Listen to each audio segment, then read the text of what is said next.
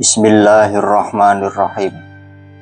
Seorang guru mursyid yang mulia telah memberikan fatwa yang sangat berharga tentang buah yang dapat diperoleh dari hasil pelaksanaan mujahadah dan riyadhah di jalan Allah. Beliau menjelaskan bahwa hati seorang hamba yang melaksanakan mujahadah dan riyadhah dengan sungguh-sungguh akan mendapatkan futuh dari Allah, yaitu terbukanya mata hati untuk menerima hidayah azaliyah. Futuh ini merupakan awal dari perjalanan spiritual yang akan membawa seorang hamba kepada ma'rifatullah dan mencintainya. Tahapan futuh ini terdiri dari 7 tahap yang harus dilalui oleh seorang salik, yaitu orang yang berjalan di jalan Allah atau berthariqah untuk mencapai wusul kepada Allah Subhanahu wa Ta'ala.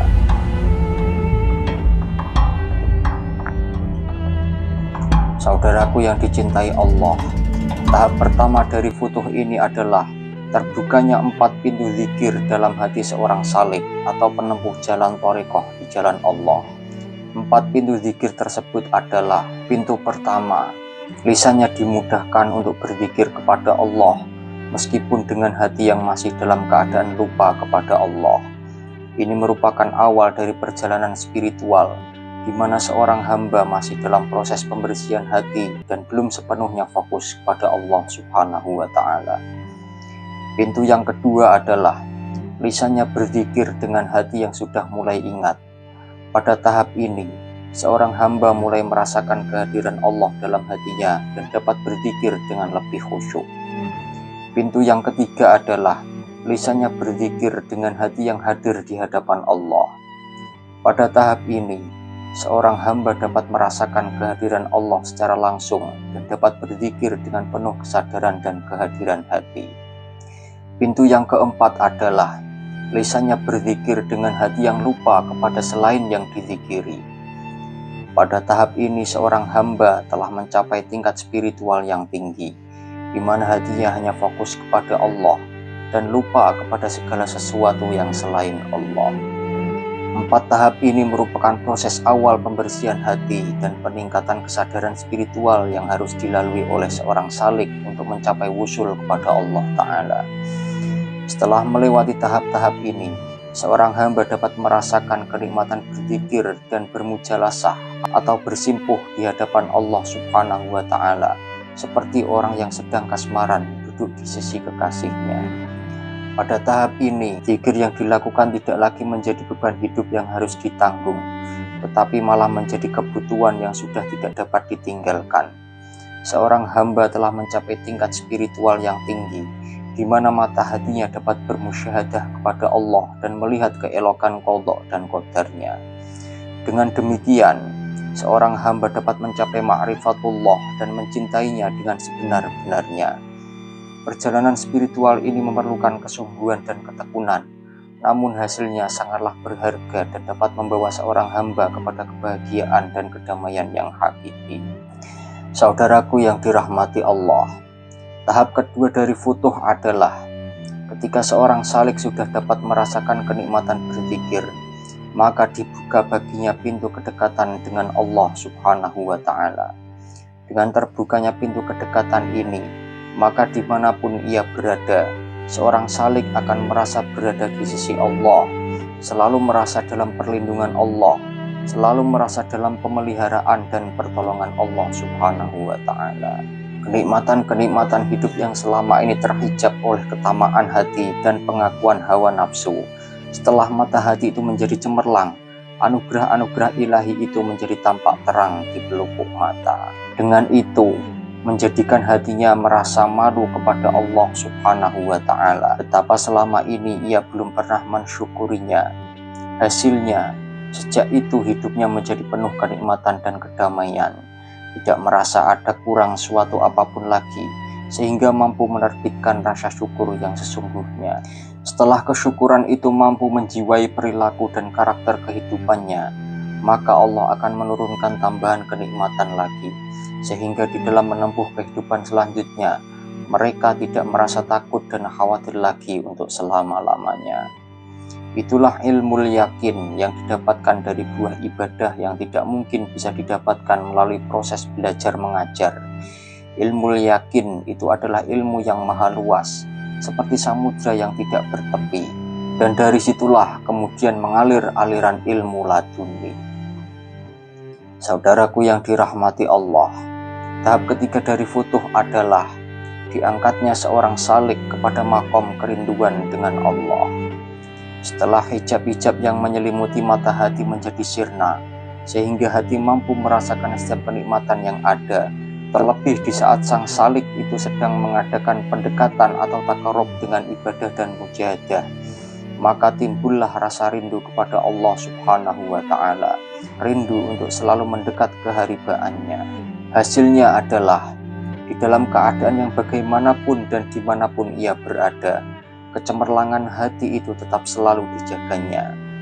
Mereka takut kalau kejernihan itu menjadi keruh kembali, sehingga apapun yang dilakukan, baik ibadah vertikal maupun horizontal, dilaksanakannya semata-mata untuk menjaga hati itu, supaya tidak menjadi keruh kembali. Allah menggambarkan keadaan itu dengan firman-Nya, Rijalul la tulhihim tijaratun wala bai'un an dzikrillah wa iqamis sholati wa ita'iz zakati yakhafuna yawman tataqallabu fihil qulubu wal absar. Laki-laki yang tidak dilalaikan oleh perniagaan dan tidak pula oleh jual beli dari mengingat Allah dan dari mendirikan sembahyang dan dari membayarkan zakat, mereka takut kepada suatu hari yang pada hari itu hati dan penglihatan menjadi goncang. Al-Quran Surat An-Nur 37. Saudaraku yang dirahmati Allah, tahap keempat dari futuh adalah seorang salik didudukkan di atas kursi-kursi ketauhidan. Hatinya mampu bertauhid kepada Allah Subhanahu wa Ta'ala, yaitu mengakui keesaan dan kekuasaannya. Saudaraku, terdapat 4 tahap pintu tauhid yang harus dilalui oleh seorang salik pada tahap ini. Yang pertama adalah tauhidul qasdi, yaitu bertauhid di dalam tujuan. Maksudnya adalah memahami bahwa segala tujuan dan niat harus hanya untuk Allah Subhanahu wa Ta'ala. Yang kedua adalah tauhidul fi'li, bertauhid di dalam perbuatan, yaitu memahami bahwa segala perbuatan dan amal harus hanya untuk Allah Subhanahu wa Ta'ala. Yang ketiga, tauhidul milki, yaitu bertauhid di dalam kepemilikan. Maksudnya adalah memahami bahwa segala sesuatu yang dimiliki adalah milik Allah Subhanahu wa Ta'ala. Yang keempat, tauhidul wujud, bertauhid di dalam kejadian, yaitu memahami bahwa segala sesuatu yang ada di alam semesta ini adalah ciptaan Allah Subhanahu wa Ta'ala. Dengan terbukanya 4 tahap pintu tauhid tersebut, menjadikan seorang salik dapat terhindar dari perbuatan syirik, baik syirik di dalam tujuan amal, di dalam amal perbuatan, di dalam hak pemilikan, maupun syirik di dalam wujud. Dengan itu, menjadikan seorang salik itu mampu tidak takut dan tidak berharap lagi kecuali hanya kepada Allah Subhanahu wa Ta'ala. Namun perlu kita ingat bahwa kekuatan akidah yang sebenarnya tidak cukup hanya dibangun dengan penguasaan ilmu pengetahuan saja, namun juga harus dengan pelaksanaan amal ibadah dengan istiqomah. Banyak orang yang hanya mengerti tentang tauhid secara teori, namun tidak mendapatkan kekuatan tauhid yang dibangun melalui zikir dan wirid yang istiqomah. Akibatnya adalah tauhid itu seringkali hanya dominan dilahirkan dengan ucapan di bibir saja, bahkan malah hanya diaktualisasikan dengan mensyirikan dan membid'ahkan orang lain. Saudaraku yang dirahmati Allah, tahap kelima dari futuh adalah setelah tauhid yang ada di dalam hati sang salik semakin mapan, hijab-hijab hatinya diangkat dan dimasukkan ke dalam pintu wahdaniyat. Kekuatan suluk mampu diaktualisasikan dalam pelaksanaan zikir dan wirid istiqomah yang didasari tauhid hakiki, menjadikan hati seorang hamba fana di hadapan Allah Subhanahu wa Ta'ala, seperti segelas air susu. Ketika dituangkan di tengah samudra, maka air campur susu itu seketika menjadi air samudra. Demikianlah Ketika hati manusia yang telah tercemari kotoran basyariah itu ditempa dengan pelaksanaan suluk yang terkendali, akhirnya keadaan manusia kembali kepada fitrahnya. Namun perlu diwaspadai bahwa tidak semua hati dapat menyatu dengan keesaan Allah. Hati yang tidak memiliki kesamaan dengan keesaan Allah tidak dapat menyatu dengannya, seperti air dan minyak yang tidak dapat bersatu selama-lamanya. Demikian juga hati orang beriman dan hati orang kafir.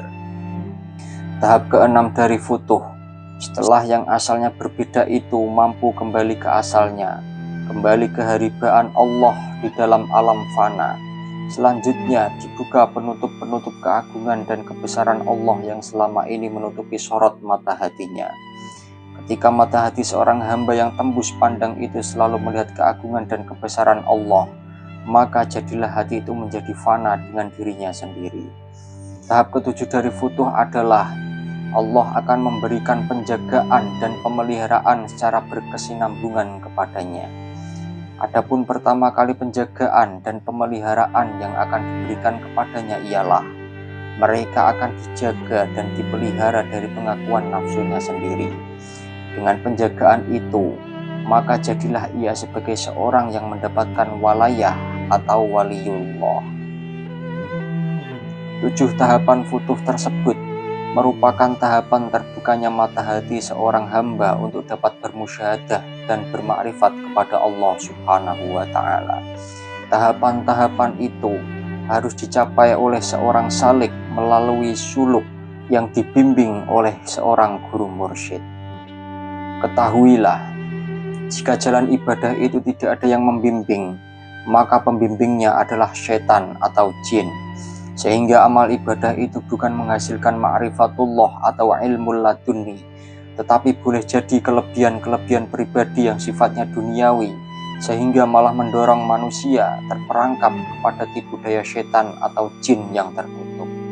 Akibatnya, hasil akhir mujahadah dan riyadhah yang dilakukan itu hanya menjadikan para salik menjadi dukun atau paranormal yang cenderung berbuat syirik, berbuat sombong, berbuat takabur karena merasa mempunyai kelebihan yang melebihi orang lain. Oleh karena itu, tidak cukup hanya ilmu saja yang didapatkan dari membaca buku atau kitab. Kemudian orang itu berangkat untuk berjalan di jalan Allah dalam rangka mengamalkan ilmu tersebut. Ilmu tersebut harus terlebih dahulu digurukan kepada guru yang ahli dengan bimbingan seorang guru yang mursyid. Ilmu yang sudah dikuasai itu baru dipraktekkan dalam pelaksanaan mujahadah dan riyadhah di jalan Allah. Sebab yang harus diilmui dengan ilmu itu terlebih dahulu adalah hatinya sendiri, supaya hati itu terbebas dari kotoran karakter basyariah yang dapat menyesatkan jalan ibadah. Dengan demikian, seorang hamba dapat mencapai makom yang tinggi dan merasakan kedekatan dengan Allah Subhanahu wa Ta'ala. Syekh Abdul Qadir Al-Jailani radhiyallahu anhu berkata, seseorang tidak akan dibuka hatinya kecuali bagi mereka yang telah bersih dari pengakuan nafsu dan kemauan syahwatnya. Maka ketika ada seorang salik yang teledor untuk menyucikan jiwanya, ia akan diuji oleh Allah dengan sakit sebagai kafarat dan pensucian terhadap jiwanya, sadar maupun tidak, supaya dia pantas untuk bermujalasah di hadapan Allah Subhanahu wa Ta'ala. Wallahu a'lam bishawab.